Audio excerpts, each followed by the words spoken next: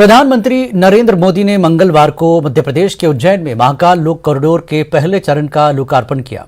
प्रधानमंत्री नरेंद्र मोदी ने लोकार्पण करने से पहले महाकाल मंदिर में पूजा अर्चना और आरती की। इसके साथ ही पीएम मोदी ने महाकाल गर्भगृह में का कॉरिडोर पहले मरहले में 316 करोड़ रुपए में तैयार किया गया है। महाकाल लोक कॉरिडोर 900 मीटर से ज्यादा लंबा पुरानी रुद्र सागर झील के इर्द गिर्द फैला हुआ है। रुद्र सागर झील को उज्जैन में दुनिया के मशहूर महाकालेश्वर मंदिर के इर्द गिर्द के इलाके को दोबारा तैयार करने के मंसूबे के एक हिस्से के तौर पर बहाल किया गया है।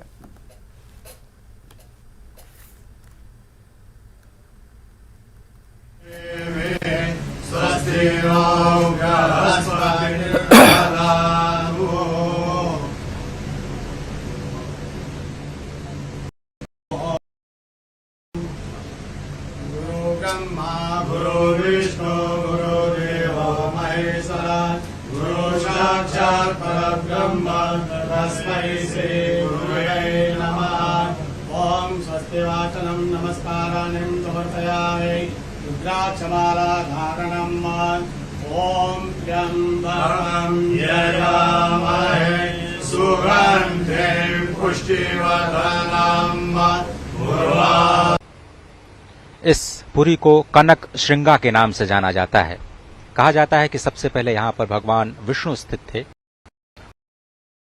उनके दर्शन के लिए भगवान ब्रह्मा और भगवान शिव यहाँ पर पधारे, तो यहाँ पर उनको स्वर्ण के शिखरों का दर्शन हुआ। तो स्वयं भगवान विष्णु ने इस धरा को कनक श्रृंगा का नाम दे दिया।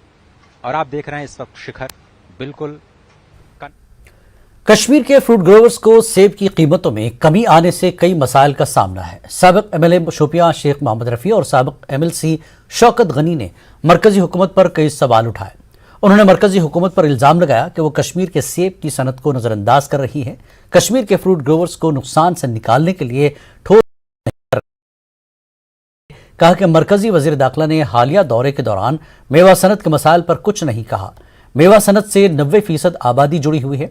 उन्होंने मरकजी हुकूमत से कश्मीर की मेवा सनत को बचाने की मांग की।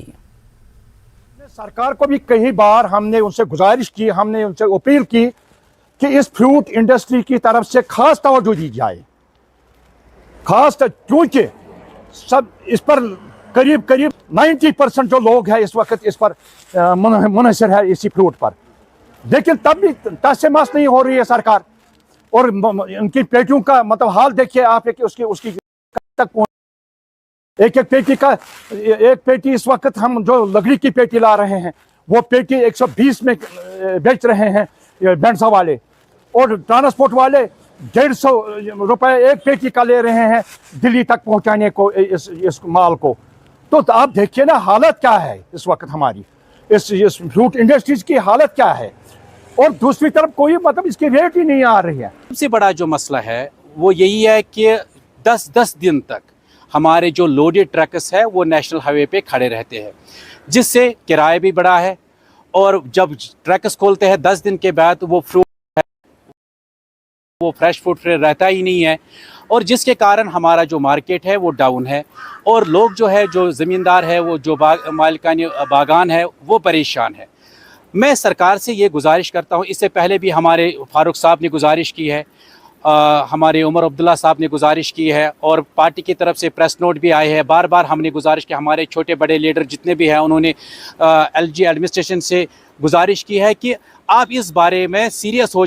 वो परेशान है, आप उस पर स्टेटमेंट देते। होम मिनिस्टर को फर्ज बनता था कि वो इस पे बात करे, क्योंकि वो होम मिनिस्टर है। जम्मू कश्मीर बैंक मांगों को लेकर धरना दिया। एहतजाजियों ने मांग की कि उनकी नौकरियों को नियमित किया जाए। उन्होंने इल्जाम लगाया कि उनकी मांगों को पूरा करने के बजाय बैंक इंतजामिया इनको निकालने की कोशिश कर रहा है, जो उनके साथ सरासर नाइंसाफी होगी।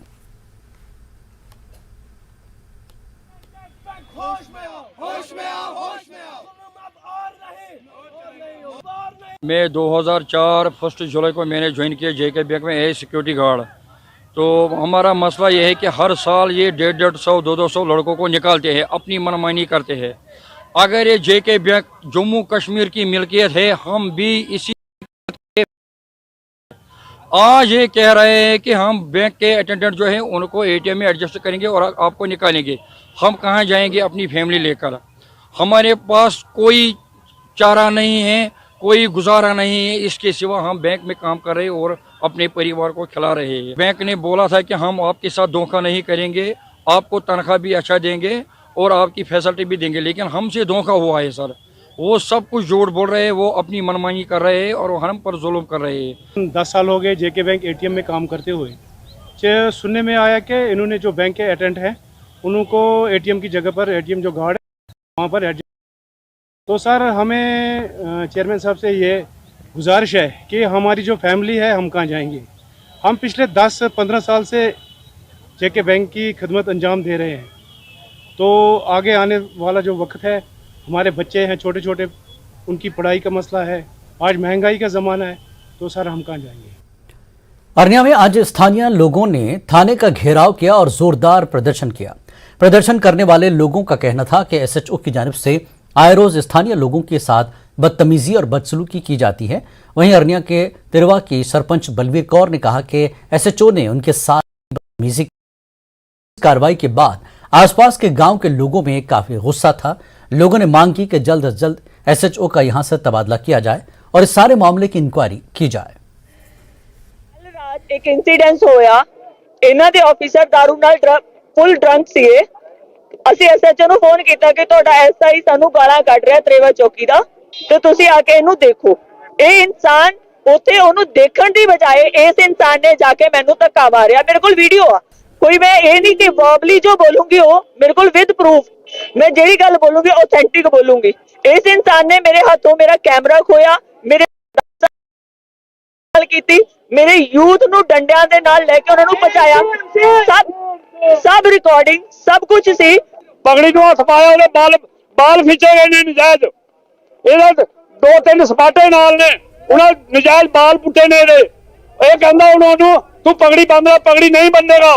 ਇਹਨਾਂ ਦਾ ਜਿਹੜੇ भी है ਸਾਡੇ ਦਾ ਮੈਡੀਕਲ कराया जाएगा। दुनिया भर में आज इंटरनेशनल डे ऑफ गर्ल्स मनाया गया। लड़कियों को बाख्तियार बनाने पर जोर दिया गया। लड़कियों के मसाइल पर भी तबादले ख्याल किया गया। लड़कियों की ज़रूरत और अहमियत को उजागर किया गया। जिला किश्तवाड़ के tender village government girls middle school में फौज की के लिए तामीर किए गए टॉयलेट का इफ्तिताह किया गया। इस तकरीब में सरेंडर किए गए मिलिटेंटों के अहलखाना, फौज और दीगर ने शिरकत की। हालत देख लो आप सर, बहुत पीछे चल रहा है। धन्यवाद करता हूँ 17 RR का और हमारे सीओ साहब का कि उन्होंने यहाँ पे आके देखा और वहाँ पे वॉशरूम की ये जो बिल्डिंग तैयार की सर, बहुत अच्छा लगा। हम पिछड़े इलाके है, कुछ रिमोट एरियाज है जम्मू कश्मीर के, अभी भी वहाँ पे थोड़ी बहुत डेवलपमेंट की ज़रूरत है। तो इंटरनेशनल गर्ल चाइल्ड डे के दिन पे हमने आज यहाँ पे एक जो टॉयलेट का, गर्ल्स टॉयलेट का स्पेशल, क्योंकि जो इंडिया में बहुत रिमोट एरियाज है उसमें जो स्कूल के जो गर्ल्स है वो ड्रॉप आउट इसी के लिए ही होते हैं। क्योंकि जिला रामबन के बटूच में शेर कश्मीर मेमोरियल इमरजेंसी अस्पताल में डॉक्टरों, रेडियोलॉजिस्ट समेत पैरामेडिकल स्टाफ की कमी की वजह से लोगों को हर दिन सख्त मुश्किलात का सामना करना पड़ता है। बाजरे के बटूत अस्पताल में गायनेकोलॉजिस्ट के न होने से सबसे ज्यादा परेशानी हामिला खवातीन को होती है। ऑर्थो डॉक्टर की पोस्ट होने के बावजूद महकमे सेहत ने डॉक्टर को अटैच कर रखा है, जिससे मकामी आबादी को सख्त परेशानी है। इस ज़मन में सियासी व समाजी कारकुन राशिद मलिक ने डॉक्टर की या तो ट्रांसफ़र की जाए या उन्हें बटोत अस्पताल में ड्यूटी दी जाए। इस दौरान उन्होंने बटोत अस्पताल में digital x-ray, ultrasound, paramedical staff व डॉक्टर्स की क्वार्टर्स की तजदीद मरम्मत का भी मुतालबा किया। हॉस्पिटल की मैं आपसे बात करूंगा तो बटोत हॉस्पिटल की हालत मैं आपको बताऊंगा कि बदतरीन से बदतरीन। वो क्यों? क्योंकि हॉस्पिटल जो होते हैं वो चलते हैं स्टाफ से, हॉस्पिटल चलते हैं टेक्निकल स्टाफ से, हॉस्पिटल चलते हैं डॉक्टर से, हॉस्पिटल चलते हैं पैरामेडिकल स्टाफ से। तो ऐसा यहाँ कोई जिसमें कोई कमी नहीं होगी। अब बात करूँगा मैं डॉक्टर्स की। हमारे पास यहाँ 13 पोस्टें हैं डॉक्टर्स की बटोत हॉस्पिटल में, जिसमें से 5 पोस्टें अभी वैकेंट हैं। और सबसे बड़ी मेन पोस्ट मैं आपको बताऊंगा कि हमारे पास यहाँ गायनिक नहीं है। कितने सालों से बटौत के लोग चिल्ला रहे हैं कि हमें यहाँ तहसील इतना बड़ा इलाका और यहाँ गायनिक नहीं है। कितने अफसोस की बात। कठुआ में आज हॉक डीर मिलने का मामला सामने आया। ये मादा डेयर जंगल से शहर की तरफ आ गई थी, जिसे स्थानीय लोगों ने पकड़कर वाइल्ड लाइफ डिपार्टमेंट के हवाले किया। ये नस्ल दुर्लभ होने के दहाने पर है।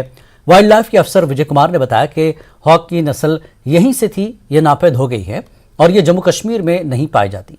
उन्होंने कहा कि ऐसा मालूम होता है कि ये पड़ोसी मुल्क से यहाँ आ पहुंची है, जिसे प्राथमिक उपचार के बाद मांडा जम्मू ले जाया गया है। यहाँ इसका इलाज किया जाएगा। उधमपुर जिले के संबलडंगा में आलमी अमन के लिए हवन का इनकाद किया गया।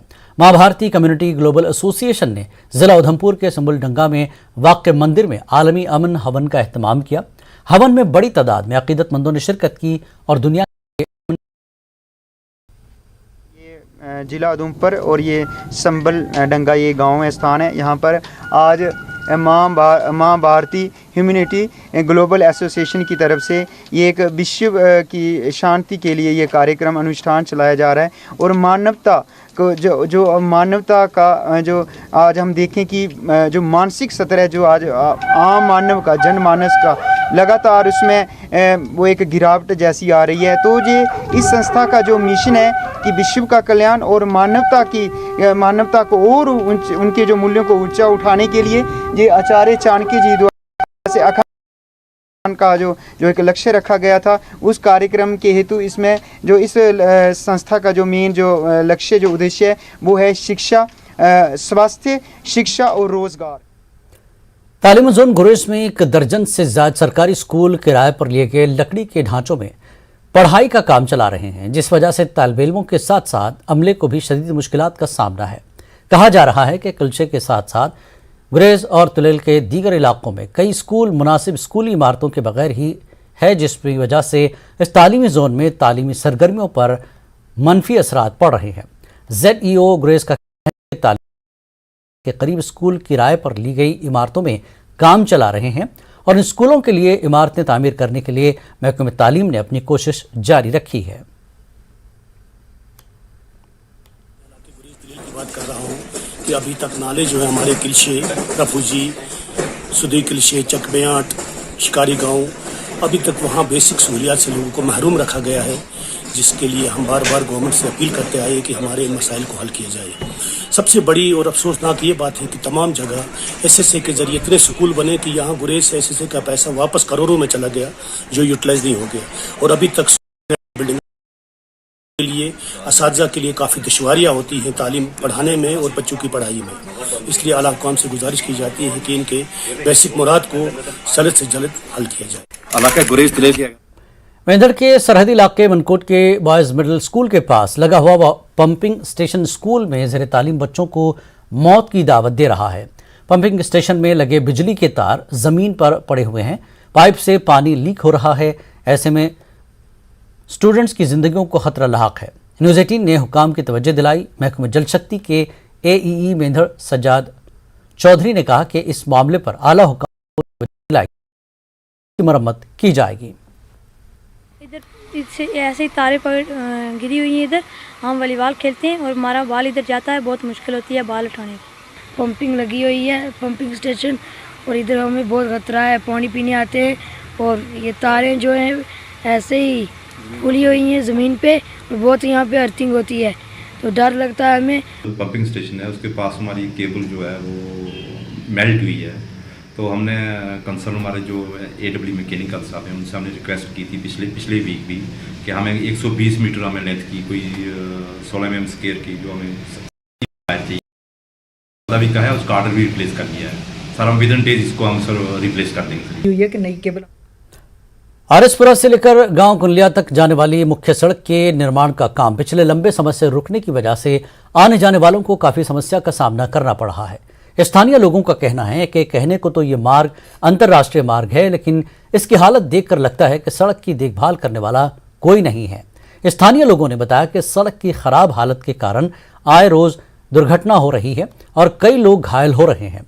उन्होंने जम्मू कश्मीर के राज्यपाल से मांग की कि सड़क का निर्माण कार्य जल्द पूरा होना चाहिए ताकि लोगों को समस्या से ये मैं आज मीडिया वालों से ये कहना चाहता हूँ कि यहाँ से जो रोड बनी है अभी इन्होंने शुरू की है, 1 साल हो गया, अभी तक ये कंप्लीट नहीं हो रही और काफ़ी एक्सीडेंट जो खतरे बने हुए हैं और कई एक्सीडेंट भी हो चुके हैं। अभी रोड में बीच में इन्होंने डिवाइडर भी लगा दिया है, मगर अभी तक रोड का अभी तक इन्होंने सोचा नहीं कि इतनी खड्डे पड़ गए हैं। तो यहाँ से कोई पेशेंट आ रहा है, कोई छोटा कोई बड़ा कोई कुछ किस्म का, तो ये खतरे का इसलिए बना हुआ है। चढ़ा पत्थर या मोटरसाइकिल साइकिल किस तरह बनने चाहिए, एवं धक्के खाने जाने हैं जी।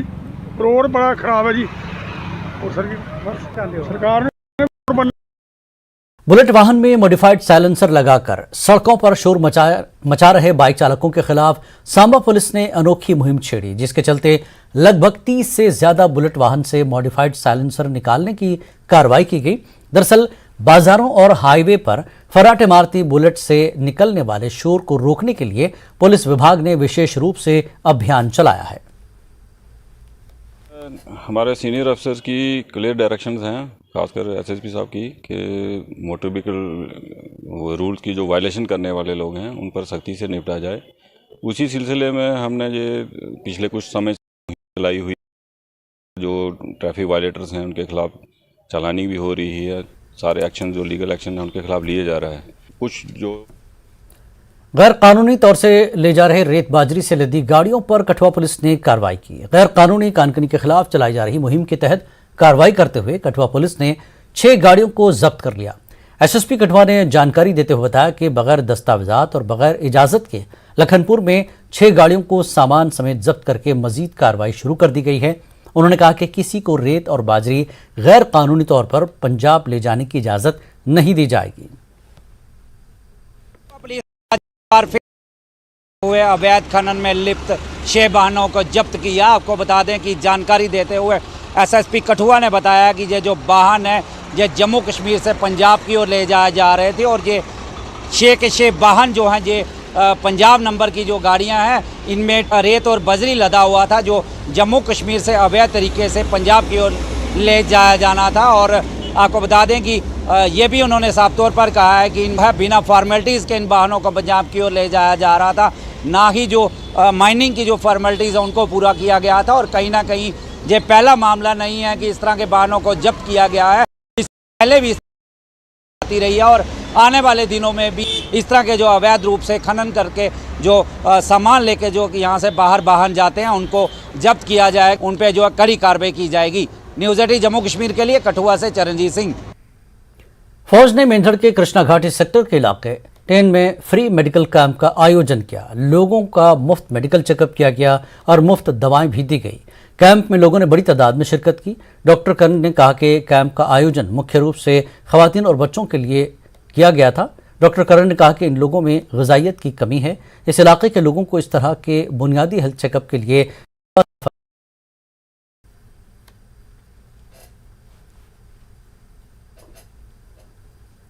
युवाओं को नशे की आदत से दूर रखने और उन्हें जिस्मानी तौर पर तंदुरुस्त रखने की गर्ज से एसएसपी कुलगाम डॉक्टर जीवी संदीप चक्रवर्ती और डीडीसी मेंबर रियाज अहमद ने आज देवसर में क्रिकेट प्रीमियर लीग का इफ्तिताह किया।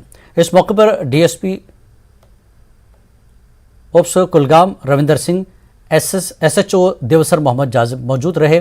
उन्होंने खिलाड़ियों में स्पोर्ट्स किट्स तकसीम किए, उन्हें टूर्नामेंट में शिरकत करने पर मुबारकबाद पेश की। एसएसपी और डीडीसी मेंबर ने कहा कि ऐसे मजीद टूर्नामेंट्स का इनकाद अमल में लाया जा रहा है ताकि खिलाड़ियों अफजाई की जा सके। उनका टैलेंट देखने के लिए हम ऐसे इवेंट्स करते रहेंगे। जैसे एसएसपी साहब कुलगाम ने खुद आज यहाँ पर आपने देखा मौके पे खुद इनाग्रेशन की, उन्होंने भाग लिया इस प्रोग्राम में और वो भी कह रहे हैं कि अगर ऐसे प्रोग्राम आप करते रहोगे तो डिस्ट्रिक्ट पुलिस का आपको पूरा सहयोग रहेगा ऐसे प्रोग्रामों के लिए, ताकि युवा नशे से दूर रहे, युवा गलत रास्ते से दूर रहे। इसलिए हम ऐसे इवेंट करते रहेंगे। इसके बाद भी हमारे 2-3 इवेंट और होने वाले हैं। यहाँ जैसे हम इनको यूनिफॉर्म भी देंगे। अब हमने ये भी फैसला लिया कि 10-12 टीमों को जो टॉप 10 यहाँ पर रहेगी उनको हम यूनिफॉर्म भी देंगे। तो इसी तरह मुद्दा मकसद क्या है इसका? मुद्दा मकसद है बच्चों से दूर, फिजिकली फिट रखना, बच्चों को मेंटली फिट रखना। ये कुदरती आफत से निपटने के लिए जिला डिप्टी कमिश्नर कुपवाड़ा डॉक्टर सागर दात्रे की हिदायत पर 2 रोज़ा वर्कशॉप मुनक्किद किया गया। इस वर्कशॉप में पहली बार जिले के 25 डिपार्टमेंटों के मुलाजिमीन को जानकारी दी गई। डिजास्टर मैनेजमेंट के माहिरीन ने मुलाजमीन को जानकारी दी। डिप्टी कमिश्नर कुपवाड़ा डॉक्टर सागर दात्रे ने कहा कि हंगामी हालात से निपटने के लिए हर एक मुलाजिम अपने साथ साथ दूसरों की जिंदगी बचाने की कोशिश करे। इस मौके पर मॉक ड्रिल का इनेकाद किया गया। डिजास्टर मैनेजमेंट प्लान होना, अपने रिसोर्स, और जब खुदा ना खास्ता ऐसी कोई हमारी चीज हमारे सामने आएगी तो उसके बारे में हम लोग कार्रवाई कैसे करेंगे, इसका एक मोडस ऑपरेंडी हमारे पास होना चाहिए। And that is why we have decided that we are going to have a training session. इस मॉक ड्रिल का यही मकसद है कि जो भी सारे डिपार्टमेंट हैं उनकी कोलैबोरेशन कैसी रहती है, प्लस जो हमारा मेन फोर्स है स्टेट डिज़ास्टर रिस्पांस फोर्स और फायर एंड इमरजेंसी सर्विसेज, वो कैसे आपस में कोऑर्डिनेशन रख के कोलैबोरेशन करके जो भी फंसे हुए लोग होते हैं, विक्टिम्स होते हैं, इंजर्ड भी होते हैं, उसमें उनको कैसे वो वहाँ से निकालते हैं। बिकॉज सब हमने कहा है कि हम ट्रेनिंग्स करवा रहे हैं, तो आप बस एक चीज़ की ज़रूरत है, दैट इज़ कोऑर्डिनेशन और requisition from the different offices to the district administration, ताकि ये ट्रेनिंग्स और अवेयरनेस हर एक जगह हो जाए। दिखाया जा रहा है कि किस तरह से लोगों को बचाया जा सके। तो ये पहले मरहले में जब भी कोई नागहानी आफत आ जाती है तो उस वक्त किस तरह लोग अपने आप को बचाने की कोशिश करेंगे, इसमें मुतल्लिक इनका जानकारी दी जा रही है। और 2 रोज़ा वर्कशॉप का इनेकाद जिला इंतजामिया ने किया है। और इसमें एक अहम बात यह है कि आज तक सिर्फ डिजास्टर मैनेजमेंट तक ही ये महदूद रहता था, लेकिन अब की बार 25 डिपार्टमेंट को इसमें इन्वॉल्व किया गया और हर डिपार्टमेंट जानकारी दी जा रही है, ताकि जब भी कोई नागहानी आफत आ जाती है या कोई भी डिजास्टर हो जाता है उस वक्त तमाम डिपार्टमेंट एक दूसरे के साथ कोऑर्डिनेट करके लोगों की जानें बचाने की कोशिश करें। तमाम शख्स को भी पता होना चाहिए कि पहले मरहले में वो अपने आप को किस तरह बचा सकता है। नेटवर्क 18 के लिए यहिया सुल्तान। जनूबी कश्मीर के शोपियां जिले को सूबे जम्मू के राजौरी और पुंछ अजला से जोड़ने वाली ऐतिहासिक मुगल रोड को ट्रैफिक की आवाजाही के लिए बंद कर दिया गया। हुक्काम के मुताबिक मुगल रोड पीर की गली के स्थान पर ताज़ा बर्फबारी हो रही है, जिसकी वजह से रोड पर बर्फ जमा होना शुरू हो गई है और एहतियाती तौर पर मुगल रोड को ट्रैफिक की आवाजाही के लिए बंद कर दिया। कहाँ से आए आप? हम जम्मू से आए। तो अभी जो रास्ते में मुगल रोड से आए तो बर्फ कहाँ? बर्फ है पीर की गली में पड़ रहा है जी। हाँ, तो कोई दिक्कत आपको होगी? हमारे को दिक्कत तो नहीं, हम तो निकल गए, अभी पीछे वाले को दिक्कत हो रही है।